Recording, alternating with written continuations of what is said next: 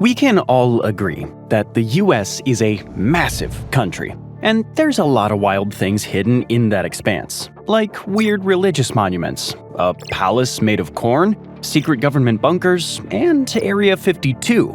Yeah, you heard that right. There's a 52. These are the crazy places in the US you didn't know existed. If you like these map dives, make sure to hit subscribe so I can keep zooming into random islands no one cares about except me. Number 50, Nevada Target. You'll find lots of weird things in Nevada, and most of them are wearing sequins in Vegas at 3 a.m. But take a look over here. See that giant target? Should we be worried? Is it to help the aliens aim? Well, no.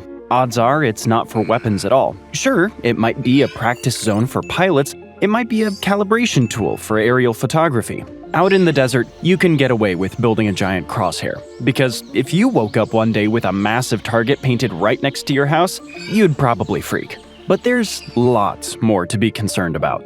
Number 49. 160 miles northwest of Sin City is Tonopah Test Range. It's a huge white wasteland, and there's lots of strange shapes carved into it. The Department of Energy says the site is used for testing the arming, fusing, and firing of systems. Oh, and nuclear weapon deliveries too. Just your everyday hobbies. The site is perfect because it's a flat, mostly empty stretch of desert between two mountain ranges. Nothing says safe and secure like miles of sand, rattlesnakes, and the occasional tumbleweed serving as your blast shield. It's nicknamed Area 52, which sounds like Area 51's less famous sibling. Same weird genes, less tinfoil hats. Since 1957, it's been used for many, mostly classified, national security missions, including classified and experimental aircraft, which I'm pretty sure is code for UFOs. And weirdly, it's not the only Area 52 around.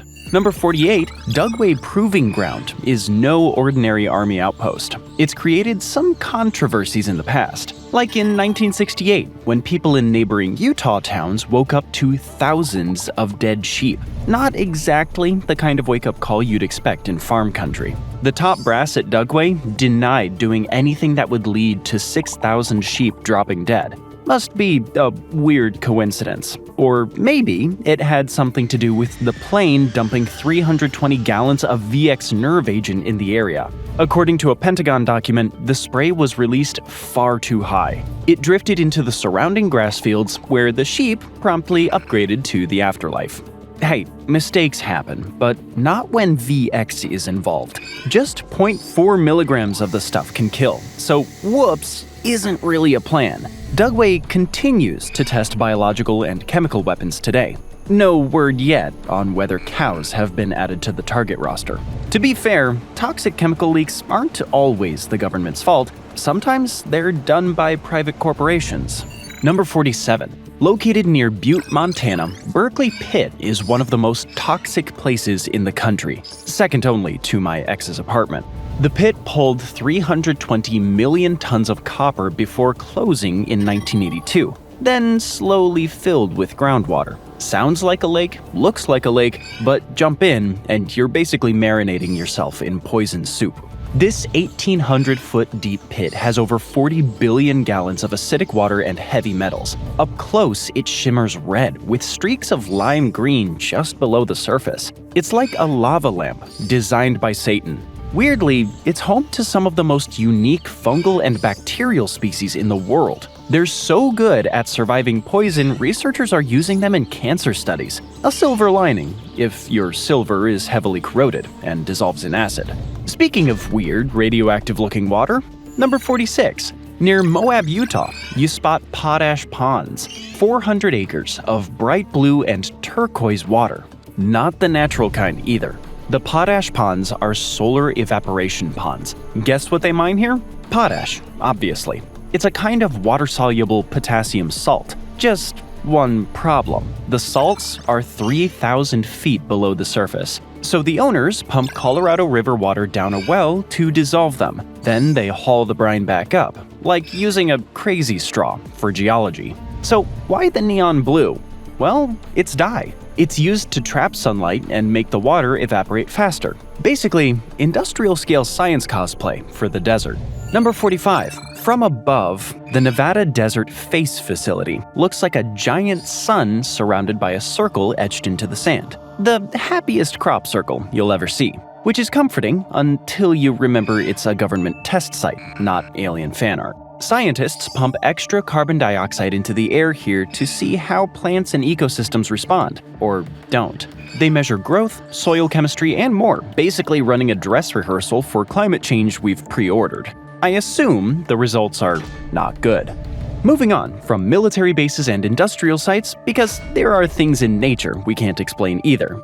Like number 44, the Grand Canyon polka dots. The majestic Grand Canyon, the mighty Colorado River surrounded by polka dots. Open up Google Maps and head to Vulcan's Throne, arguably the most badass volcano name in America. The explanation for the dots is significantly less badass and tiny. They're red harvester ants. The desert around the Grand Canyon is absolutely teeming with them. The ants make tiny nesting mounds about 47 inches long, but they're surrounded by 108 square feet of bare ground. Scientists believe they're the reason for the polka dots, so the Grand Canyon has a bad case of ant acne, but that theory hasn't yet been confirmed, so it could be another natural phenomenon, or aliens. Scientists also don't know the reason for number 43. Upheaval Dome in Utah is a weird place. What's so strange about it? Scientists still don't know what caused it. In the Utah Canyonlands, a 3-mile dome of rock rises from warped land around it.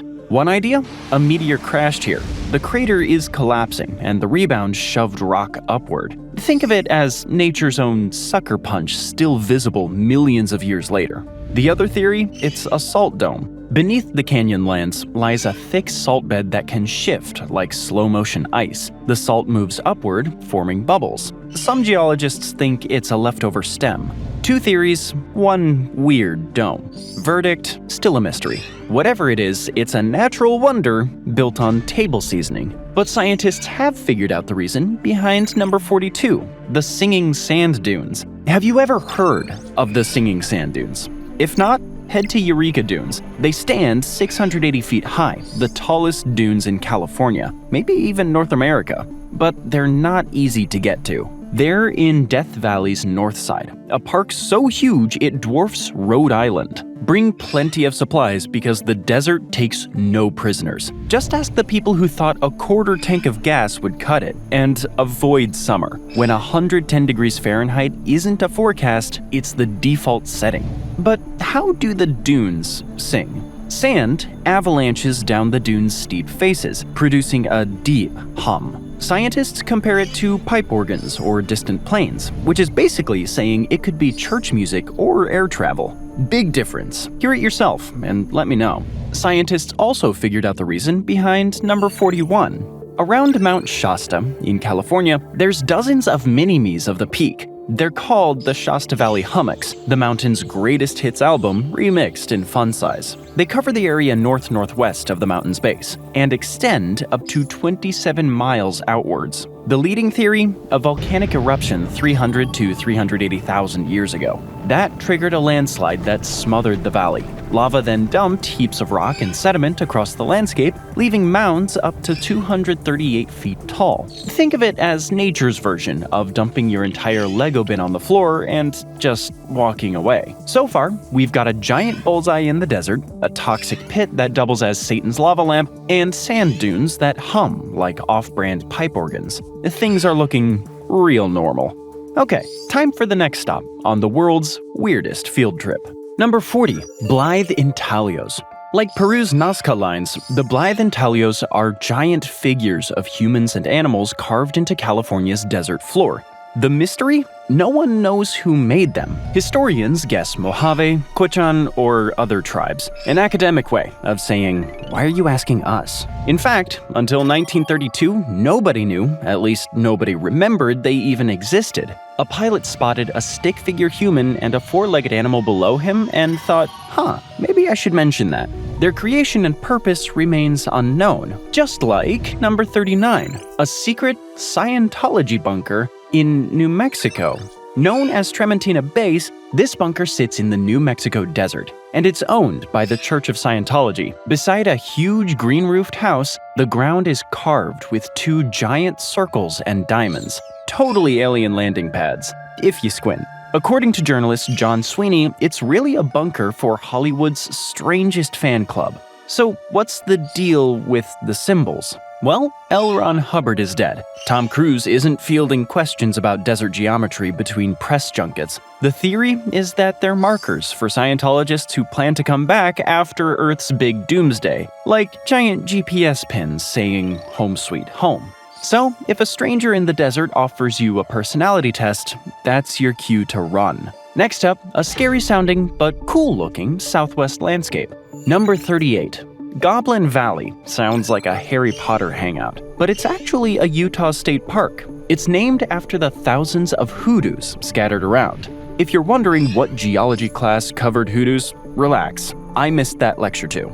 Turns out, a hoodoo is basically a rock that cosplays as a mushroom. Locals went with goblins, which, to be fair, is catchier. The scenery could easily pass for Mars. That's why the film Galaxy Quest was filmed there. Nothing says alien world like southern Utah. Film permits for Mars are really hard to get, unlike this next movie location. Number 37. The Henry River Mill Village. Hunger Games fans might recognize Henry River Mill Village in North Carolina. It served as District 12, but it's not a prop. It's an actual town built in 1905 by a cotton yarn company. Back then, Workers' Village was code for live next door to your boss forever. The town had 35 houses, a store, a mill, and more. But when textiles went bust in the 60s, the decline began. Lightning torched the mill in 1977, and most residents bailed. But a few stayed until the early 2000s, which is impressive. The village never had running water or sewers. They were running their own preserved-in-time industrial version of colonial Williamsburg. Today, it's registered as a historic place and open for visitors, as is the next crazy place. Number 36. Eckley Miners Village. There used to be dozens, maybe hundreds of villages like Eckley Miners Village. Company towns built fast and cheap to keep workers close to their cancer-inducing jobs. The official line? They enforced strict industrial discipline, which is anti-HR talk for make sure miners had no life outside work. By 1860, Eckley had 130 homes. Well, homes is pushing it. The slate pickers' cabins were 2 cramped rooms and a loft. The walls, they were so thin they barely qualified. Still, probably more spacious than the average New York apartment. Slate pickers spent their days yanking impurities out of coal. It was filthy, dangerous work. So naturally, the company gave it to children and the disabled. Classy. Eckley Miners Village was used as a movie set in the Molly Maguires. Today, it's an open-air museum you can visit. Unlike the next location, which is just plain weird. Number 35. What happens to planes when they're retired?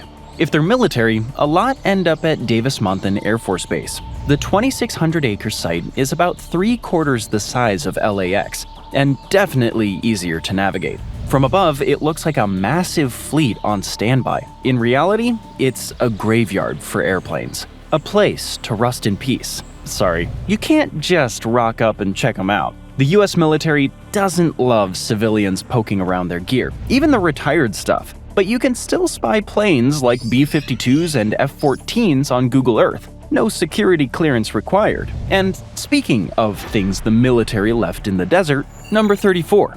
In the desert near Whitman, Arizona, sits a massive triangle. That's Wickenburg Field. It was once a World War II training ground. The triangular runways let 3 planes land at once, which is smart, assuming you don't mind your airfield looking like geometry homework. Between 1956 and 1966, the base was deactivated, but the triangle remained, baking in the Arizona sun. The military can't go around removing everything it's built, just like this next entry. Number 33. Kiptopeke's Concrete Fleet. Concrete. Great for sidewalks and sending mobsters to the bottom of rivers. But during the World Wars, it was also used to build ships, like Kiptopeke's Concrete Fleet. With steel in short supply, concrete was the next best option, though best might be a stretch. And the concrete ships actually worked, if you ignored the high costs and constant dampness. Out of 24 built during World War II, 9 are still around. Not sailing, of course, just moonlighting as a giant wave blocker. The ships were parked end to end by the Chesapeake Bay ferry terminal to block storms. Then the bridge tunnel came along and their usefulness tanked. Nobody wanted to tow 9 concrete corpses out of the water. So they've just been sitting there ever since. A few are so eaten away you can literally drive a boat through them. Go see them for yourself. And now that we've gone over airfields, ships, and other sites the US military has abandoned, let's check out what it doesn't want you to know. Number 32. Raven Rock is a massive underground nuclear bunker in Pennsylvania. It's meant to keep the government functioning if the world is turned to glass. And it would be a lot more convincing as a secret base if it wasn't conveniently labeled on Google Earth. Honestly, you don't need to know much more. And I can't exactly Google it either, unless I want my name on a government watch list. Just know that if the Pentagon goes underground, you're probably dead. If we're alive, we'll have to make friends with all of the off-the-grid people, like the ones in number 31, Slab City. Near Salvation Mountain, you will find a place called Slab City, nicknamed America's last free place. What makes it free? The town runs itself. No taxes, no rent, totally off the grid. It's not the fanciest place to live. Think shacks and trailers more than white picket fences. But if you're anti-government, it's Disneyland. Slab City brands itself as anarchist, but reality check. State and federal laws don't just vanish. Punch someone in Slab City, and it's not the residents you'll answer to. It's California law enforcement. Most millennials and Gen Z probably tuned out at tax-free, rent-free. I know I would, and are already Googling directions to Slab City. We've seen giant desert doodles, secret celeb bunkers, and goblin-shaped rocks. Totally normal. But Weird America doesn't hit the brakes, so neither does this video. On to the next one. Number 30, Salvation Mountain itself. In the 1970s, Leonard Knight had an epiphany. He wanted to spread God's message of love. First attempt? A hot air balloon with God is love painted on the side. Problem was, it couldn't take off, literally. So he went to the desert and built Salvation Mountain instead. Honestly, if you're gonna pick one county in America that needs salvation, Imperial County, California is a strong contender. Knight stopped working on it after a 2011 injury. He passed away in 2014. Thankfully, a nonprofit keeps it going. So, at least Imperial County has something colorful to look at besides dust. And it's hardly the only religious site around. Number 29. Quick, where's the Holy Land? Somewhere in the Middle East? Wrong. It's actually in Waterbury, Connecticut. Didn't expect that, huh? John Baptist Greco built his vision of a biblical theme park in the late 1950s. A mini Bethlehem that drew 50,000 visitors a year. He closed it in 1984 for renovations, but his death in '86 ruined that plan. A group of nuns then took over the park. They cleaned it and did nun things, but didn't open it to the public. Holy Land fell apart anyway. It became a hangout for local teens and criminals. It was actually the site of a murder in 2010, which is still pretty biblical, honestly. A cleanup campaign by the mayor turned out surprisingly well, which means today you can visit Holy Land graffiti-free. No more Adam and Eve forever graffitied into the mini Garden of Eden. For a more lighthearted religious attraction, consider number 28, Santa Claus, Indiana. Santa's Village is meant to be magical. In Indiana, it's just a town called Santa Claus, and obviously, it's a Christmas-themed town. It's the ideal relocation program for people who start singing Jingle Bell Rock before Halloween. Santa Claus, Indiana comes with its own museum, church, candy castle, and a theme park named Holiday World and Splashin' Safari. Nothing says Christmas like roller coasters and chlorine. Santa Claus, Indiana, the people who do a bit to death. Not that the rest of the US doesn't like to take a theme and run with it. Number 27. South Dakota is home to the world's only corn palace. Because no one outside the Midwest would have thought of that one. Since 1892, the town of Mitchell has gone through 3 corn palaces. Apparently, one corn-covered building just wasn't enough. They host events year-round, but nothing tops the August Corn Palace Festival. Yeah, that's a thing. The building also costs $130,000 to maintain every year. That's because it's decorated. with corn. Each year has a different design theme. Artists have to put up different murals to match them, like a farm edition of the Met Gala. On average, the decor requires 3,000 bushels of grains and grasses and over 275,000 ears of corn. It's a fun roadside stop if you're in South Dakota. And speaking of quirky roadside attractions, number 26, Carhenge. Zoom in near Alliance, Nebraska, and you'll spot what looks like a knockoff Stonehenge. Gray structures arranged in a circle. Same circle, same layout, just with cars instead of stones. Welcome to Carhenge. Proof that if the British had Buicks, history would look very different. Locals painted junk cars gray and stood them up like Stonehenge. It's a tribute to their former colonizers' ancient monument. Honestly, it's peak America. And it's not even the only Stonehenge knockoff. Number 25, Stonehenge II. The US is really in denial about its lack of a Stonehenge, so we keep cranking out replicas. This one, in Texas Hill Country, was built by Al Shepard and his neighbor Doug Hill. It now lives at the Hill Country Arts Foundation. If you can't inherit history, you can always pour a concrete copy. They built it over 9 months in 1989. A little quicker than England's version, by about a few millennia. Instead of hauling stone slabs, they used steel, mesh, and plaster. It's 90% the height and 60% the width of the OG Stonehenge. And just for fun, they threw in a couple of 13-foot Easter Island heads, 'cause why not? Today, people can rent it out for their weddings, just like this next fairy tale-like spot. Number 24, Ed Leeds-Collins' Coral Castle. How did you deal with your high school breakup? Bad poetry and cryptic song lyrics on social media? Well, you're no Ed Leeds-Collin. When this Latvian man lost his Sweet 16 love in the early 1900s, he moved to Florida. If that wasn't bad enough, he built a whole castle in tribute to his ex. Meanwhile, your date from last week takes 36 hours to text back. Coral Castle comes with a sundial, a stone rocking chair, and a 500-pound heart-shaped table. Beats a mixtape. And Ed built it all by himself, at night, in secret, which is impressive since he was about 5 feet tall and 100 pounds, the size of a middle schooler. Now, he did come from a family of stonemasons. That might explain how he managed to move blocks of fossilized coral that weighed over 30 tons. In comparison, that's taller than some Stonehenge slabs, and heavier than some stones in the Great Pyramid of Giza. But I'm gonna go with the explanation that heartbreak gives you superpowers. It's not the only hidden castle in the US either. Number 23. Ever been to Versailles, Kentucky? Like Athens, Georgia, or Paris, Texas, you don't need a passport to see Europe. Sort of. And this one even has a castle. It was originally named Martin Castle. It was dreamed up by a couple back in 1969. They were desperate to bring Europe back home with them. They could have done what most tourists do, talk about how the bread is so much better there, or pick up a smoking habit, but no, they went full-on castle.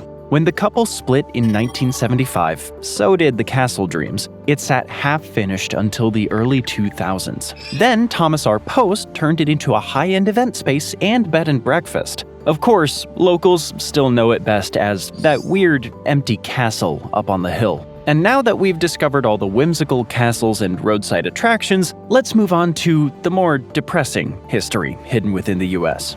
Number 22.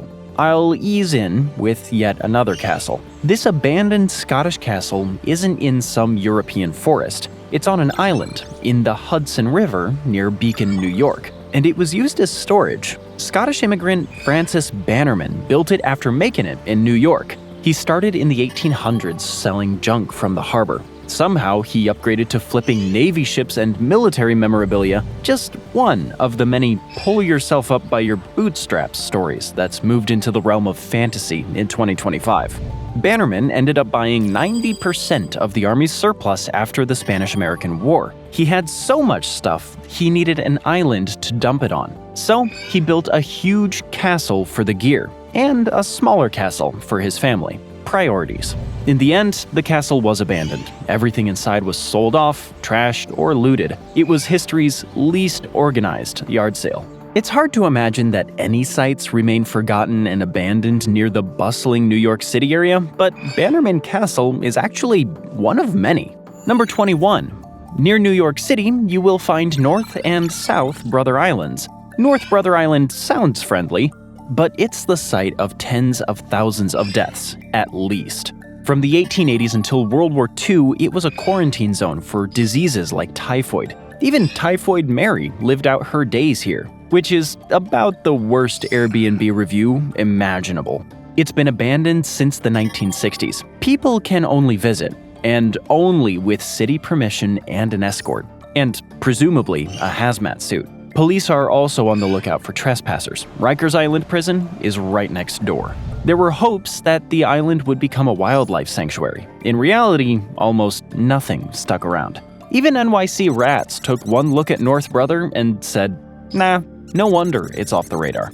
We've visited a palace made of corn, a Stonehenge built out of cars, and a heartbreak castle in Florida. Time to keep moving. America's supply of weird is bottomless. Number 20, Hart Island. Sounds cute, full of death and misery. Located in the Long Island Sound, it was home to a prison during the Civil War. At least 235 prisoners died here, then used as a hospital during the 1870 yellow fever epidemic. And the hits keep on coming. Its next life, a women's asylum, housing the mentally ill along with those who spoke back to their husbands. After that, another prison and even a missile base. Versatility at its bleakest. These days, Hart Island serves as New York's Potter's Field, the final stop for unclaimed bodies and discarded body parts. Which means if you see a leg bobbing in the Long Island Sound, don't panic. Odds are it's not a mob hit, just some sloppy cemetery work. Well, since we're on the tragic train, let's move on to number 19. Ever heard of the Donner Pass? Yeah, the one with the cannibalism in the 1840s. Rough PR to shake. These days, though, you'll find the Donner Pass summit tunnels. Long, winding, and much better for trains than for dinner parties. They were made for the Transcontinental Railroad and were hard to build. Seriously, workers drilled through solid granite in the middle of brutal alpine winters. The project crawled forward inches at a time. Not exactly the kind of thing you brag about on LinkedIn. Boomsticks made things quicker and killed a whole bunch of people. But hey, progress. But it was the mid-1800s, so worker safety hadn't been invented yet. Chinese crews were considered disposable. Now the tunnels sit abandoned. Their walls are plastered with graffiti. It's Instagram's version of history. Moving on to something equally colorful, but less depressing. Number 18. The salt ponds of San Francisco Bay stretch across 16,500 acres, almost half the size of Washington, D.C. They were once wetlands. Then the gold rush came and went. But San Francisco still found treasure, turning the bay into salt ponds at first and unaffordable housing later.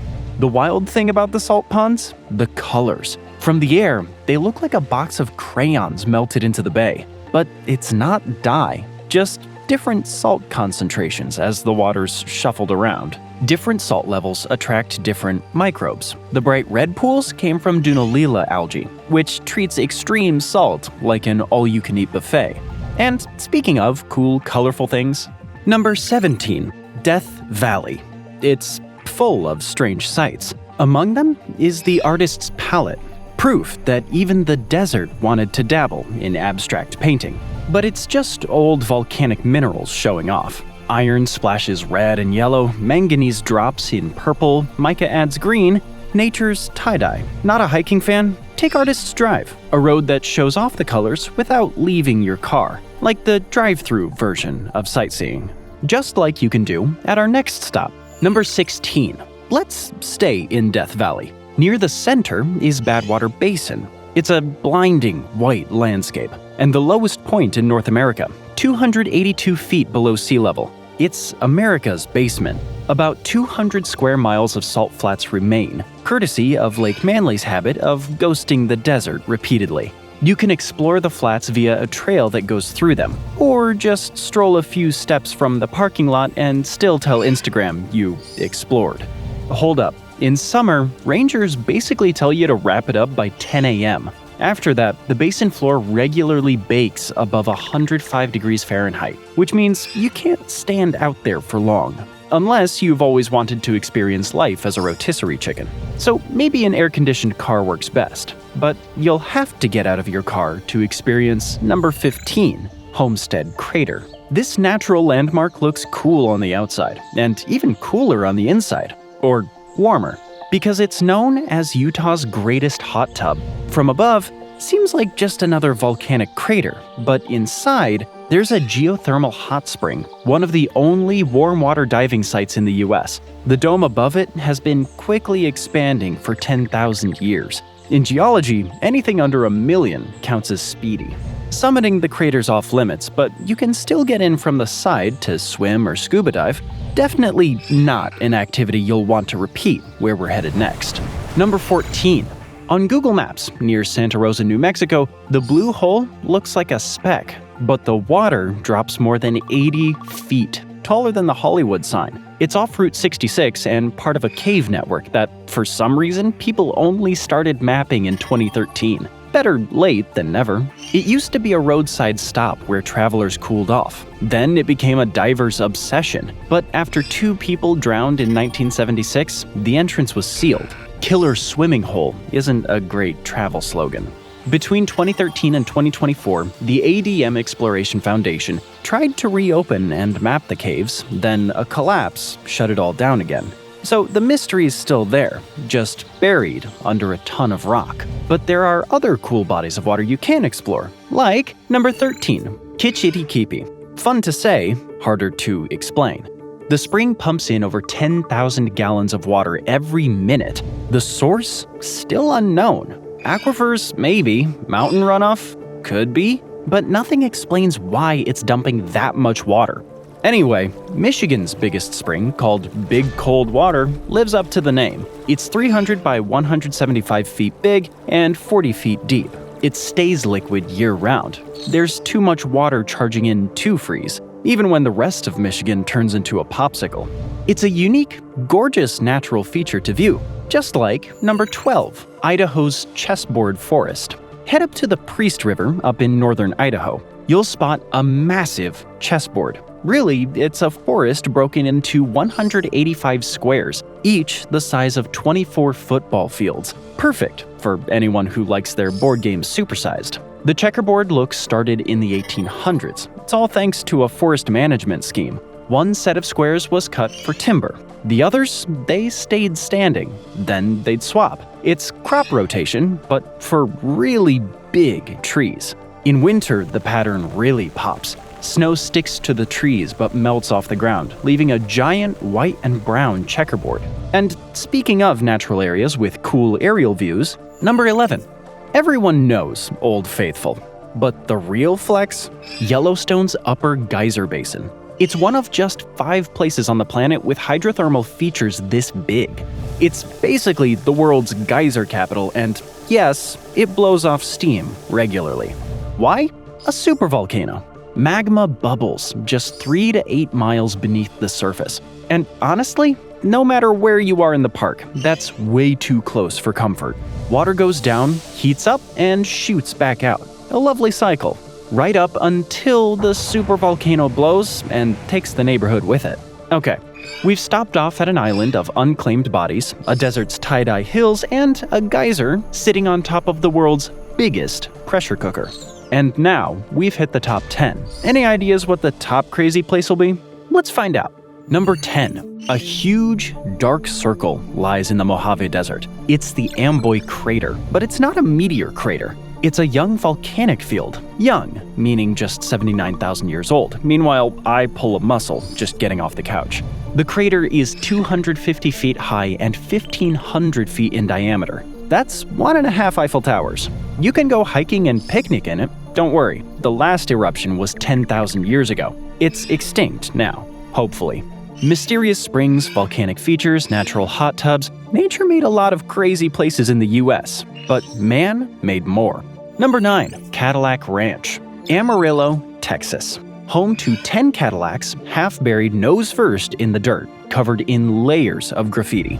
The project was bankrolled by helium tycoon Stanley Marsh III. That's 3, not the third. Stan ditched the third. Roman numerals were too fancy for a guy burying cars in a field.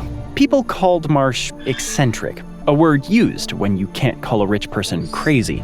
Over the years, the Cadillacs have been painted and repainted, sometimes pink for breast cancer awareness, sometimes just by bored teenagers with spray cans. But there are quirky sights people take much more seriously. Like number 8, the UFO Watchtower. Out west, the skies are dark enough to see the Milky Way. Or UFOs. Hooper, Colorado local Judy Messeline watched enough X-Files to notice the trend. So she ditched stargazing and monetized alien gazing. The UFO Watchtower was born. It includes a raised platform for group skywatching. Guests are also encouraged to leave gifts for aliens. Nothing says welcome to Earth like homemade friendship bracelets. Number 7. There was a time when World's Fairs were a big deal. Nations showing off their brightest ideas and boldest futures. Now, the US barely bothers. Hard to sell a city of tomorrow when most people under 40 are just hoping for affordable rent. The first ones also had things like human zoos. It was a simpler, way more problematic and racist time. Some fairs never completely disappeared. Corona Park in Flushing still has the massive globe and a few leftovers from the 1939 and 1964 fairs. The 64 event gave us the New York State Pavilion Towers, the ones Will Smith climbed up in Men in Black, presumably to give him a slap. Number 6. 42 heads of US presidents lie in a field in Virginia. Why? A sculptor with too much time on his hands? Mount Rushmore rejects? Nope. They're the remains of a shut-down theme park, appropriately named President's Park. You'll find it in Williamsburg, the colonial one, not the Brooklyn version with overpriced coffee and ironic mustaches. Along with the heads, there was even a presidential pet museum. Naturally. The park shut down in 2010, leaving owner Howard Hankins with a small problem: a field of 20-foot presidential heads. His solution? Stick them on his farm until he figures something out. 14 years later, he's still in the figuring it out phase. At least he stored them. Other parks have been left to rot. Number 5. Jazzland was a massive amusement park in New Orleans. It opened in 2000 and was bought by Six Flags in 2002. Then 2005 rolled around and Hurricane Katrina hit. Six Flags said they'd repair it, and they didn't. Six Flags was already strapped for cash. Jazzland had attendance problems. Katrina just sealed the deal. Fixing it would have cost a fortune, so they dipped. Now it's just roller coaster bones and decaying attractions, a theme park for tetanus shots. It's weird that Jazzland didn't do so well, and other much weirder parks have stayed open. Just like number 4, Gas Works Park. Nothing says family outing like a decommissioned gasification plant. In Seattle, that's totally normal. Gasworks plant has been a local hangout since 1975. The park sits on the last remaining coal gasification plant in the US. Now it's 19 acres of greenery and Lake Union views. There's even a kids' play area inside an old industrial facility. What kid doesn't dream of playing in a refinery? Sounds great, assuming nobody forgot to sweep for toxic leftovers.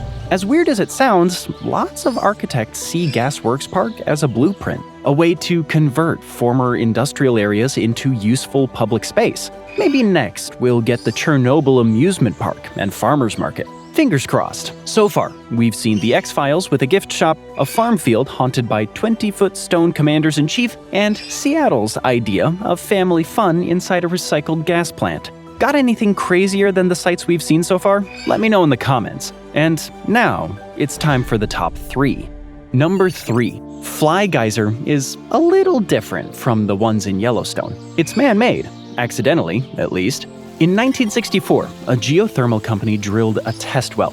Emphasis on test. They hit hot water, botched the job, and walked away. Since they didn't cap it, the water just kept bubbling out, piling up minerals into the mounds you see now. The red and green tint, thermophilic algae, nature's Picassos. Now it's part of Burning Man's backyard in the Black Rock Desert. Festival goers can see it up close. The rest of us need a tour. Kind of like our next location, where stepping inside is half the point. Number 2, zoom over Oklahoma City. You'll spot a giant golden dome. A temple to some sun god? Nope. Back in 1958, it was just a bank. The dome was inspired by architect Buckminster Fuller. The bank didn't last, but the building did. It's now an Asian cultural center. The city wants to add offices, retail, and an exhibit on Fuller in the vault. Nothing honors a visionary architect like sticking him in storage. Thanks to its gold-domed top, it will always stand out, as will our number 1 spot, Pecos National Historical Park. Click around New Mexico. You'll spot red-tinged ruins that look straight out of a lost civilization. That's Pecos National Historical Park. The trail winds past Pueblo ruins, a Spanish mission, and the kind of modern buildings that ruin the vibe. Paleo-Indians were here as early as 11,500 BC, dates you don't usually hear in US history class. By 1100 AD, the site had a full Pueblo village with 2,000 residents. It was the OG HOA. Today, the ruins include more than 20 kivas, circular ceremonial pit houses. Over time, the local population declined, mainly due to disease and wars. And in 1830, the local Native Americans were, well, asked to relocate by European men with guns. But today, you can still see the remains of Native American life right here. Thanks for joining me today. I hope you enjoyed the video, and if you want to see more videos like this, then please consider subscribing and turn on notifications. It really does make a difference. Thanks again, and I'll see you next time on MapPack.